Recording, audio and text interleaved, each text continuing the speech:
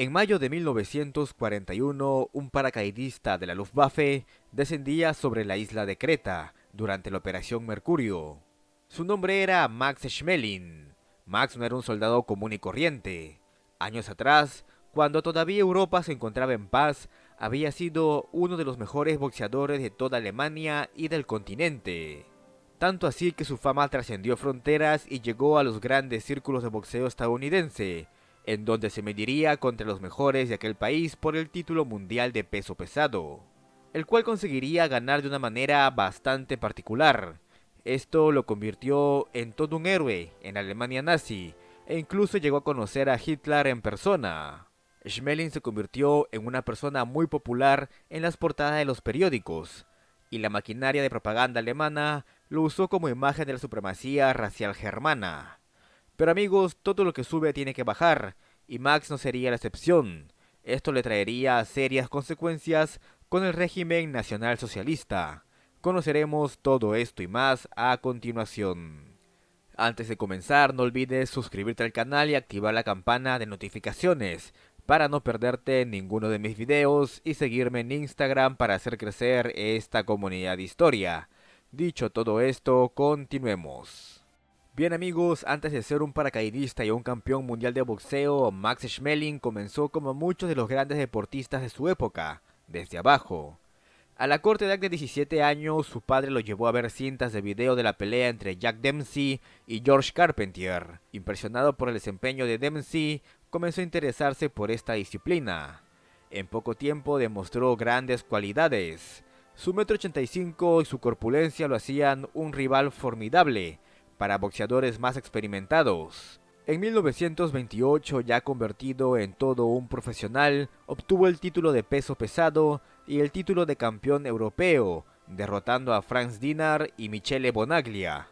En Europa no había quien pueda hacerle frente, por lo cual decide ir a los Estados Unidos en busca de peleas más importantes y de rivales más exigentes. En este país pasaría un par de meses desapercibido, pues era considerado un rígido boxeador que había logrado su récord contra luchadores desconocidos. Básicamente dieron a entender que no estaba al nivel y que sus cifras de knockouts eran producto de luchar con puros amateurs. La gran oportunidad de Schmeling en los Estados Unidos llegó cuando conoció a quien sería su representante y gran amigo, Joe Jacobs. Este le consiguió una pelea en el mítico Madison Square Garden contra Joe Monte, que si bien no era un peso pesado famoso, servía como trampolín para peleas más importantes. Schmeling se alzó con la victoria y logró ganar 2 peleas más, lo que le dio la chance de pelear contra el famoso Johnny Risco, al cual venció por nocaut técnico en el 9º asalto. Max se volvió un boxeador muy respetado, después de su intensa pelea que duró 15 asaltos contra el español Paulino Escudún. Esta pelea fue muy pareja, y la victoria se decidió por votación del jurado especializado. Con esta ajustada victoria, Schmeling se enfrentaría contra el veterano Jack Sharkey para definir al campeón mundial de peso pesado.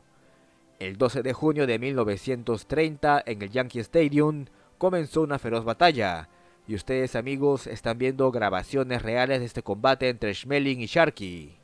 La ventaja era ligera para el estadounidense, por lo cual en el cuarto round el alemán salió con todo para arrinconarlo.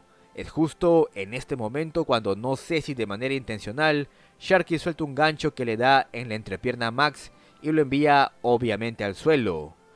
Yo no sé amigos, pero eso sí que debió doler.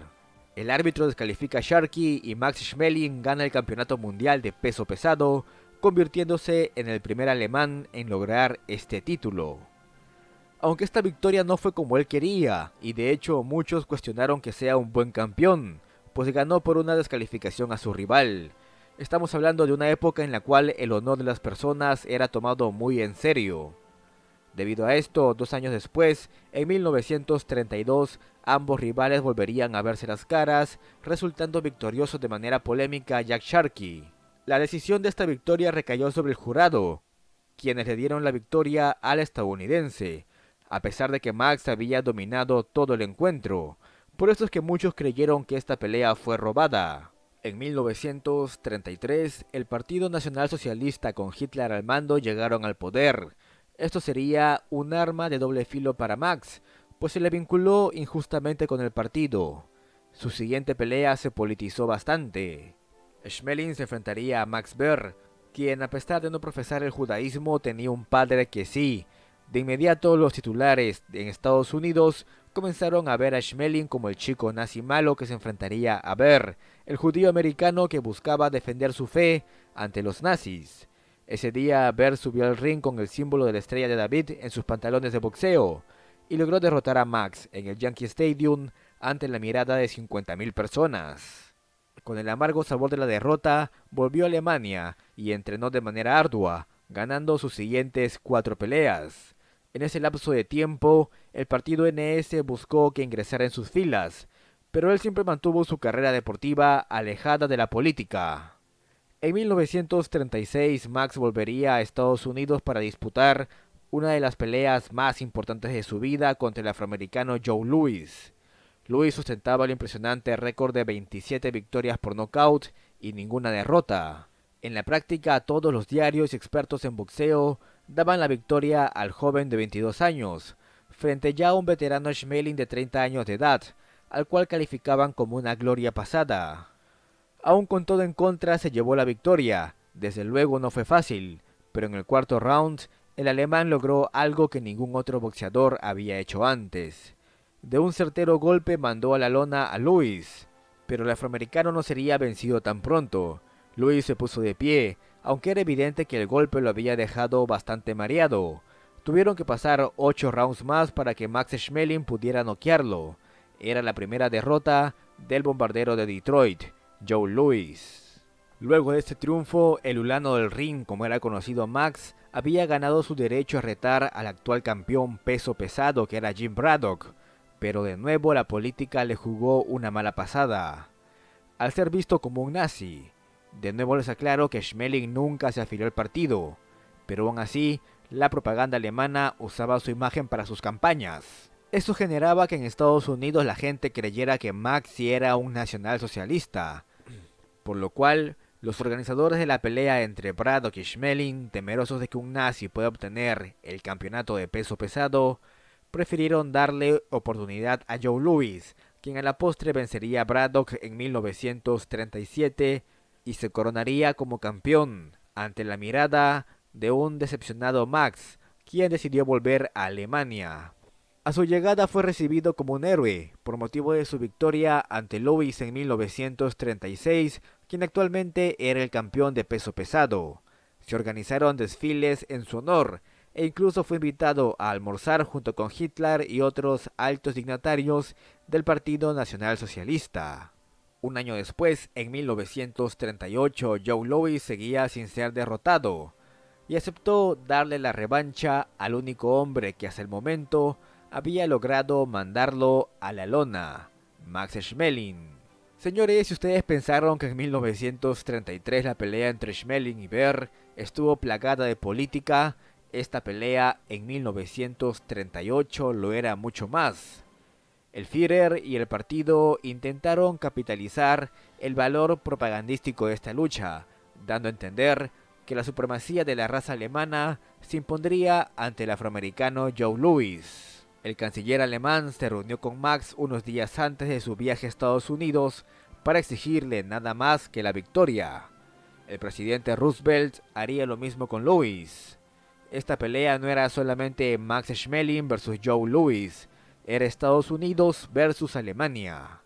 El combate tendría lugar el día 22 de junio de 1938. Joe Louis salió con todo desde el primer round, golpeando salvajemente a Max, que poco podía hacer por defenderse. Intentó contraatacar, pero fue en vano. Schmeling fue noqueado en el primer round. Señores, aquí estamos viendo algunas escenas reales, y honestamente yo no sé mucho de box, pero por lo que veo fue una verdadera paliza. Esta humillante derrota hizo caer en desgracia a Max, quien aparte de esto había salvado a 2 niños judíos durante la noche de los cristales rotos. Y durante muchos años, Max había trabajado con su representante Joe Jacobs, un judío americano que no regresó a Alemania por el creciente antisemitismo en el país. Cuando en 1939 estalló la Segunda Guerra Mundial, los deportistas de élite como Max no estaban obligados a prestar servicio militar. Sin embargo, fue reclutado por la Luftwaffe y enlistado con los paracaidistas. Luchó en uno de los combates más duros que tuvieron las tropas aerotransportadas alemanas. En mayo de 1941 participó de la invasión de Creta y fue herido en la rodilla por el fuego enemigo de mortero. Esta herida lo alejó del frente, pero no del servicio, pues fue nombrado oficial de entrenamiento.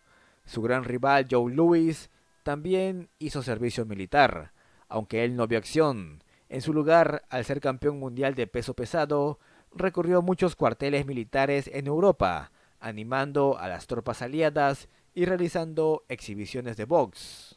Los años posteriores al final del conflicto fueron duros para Max. Ya en 1947 y con más de 40 años volvió al boxeo, realizando peleas de exhibición por un poco de dinero. Ganó 3 de las 5 peleas que disputó antes de colgar oficialmente los guantes. Amigos, yo siempre he creído que los hombres buenos tarde o temprano son recompensados, y a Max le llegó su turno. Un viejo amigo de Estados Unidos se había vuelto un importante socio de la mundialmente famosa Coca-Cola, y estaban buscando a un atleta de respeto para que sea la imagen de la marca en Europa, y esa persona era Max Schmeling. En pocos años se volvió un hombre muy rico. En la década de los 50 se volvió a encontrar con un viejo rival, Joe Louis, y ambos se volvieron muy buenos amigos. Lo fueron durante 30 años, hasta la muerte de Louis en 1981. Schmeling lo apoyó económicamente en sus momentos más difíciles, e incluso corrió con los gastos del funeral del bombardero de Detroit. Finalmente, señores, el Ulano del Ring, el puño de la Luftwaffe, falleció en el 2005 a los 99 años de edad, después de una plena y larga vida. ¡Qué personaje, amigos! Este tipo lo logró todo. Campeón mundial de boxeo, ejemplo de deportista, veterano de guerra condecorado, importante ejecutivo y figura de una marca mundialmente conocida, pero sin duda, y más importante, un ejemplo de ser humano. En fin, amigos, hemos llegado al final del video de hoy. Espero les haya gustado la historia de Max, y ya saben, dejen su pulgar arriba, comenten y no olviden suscribirse al canal.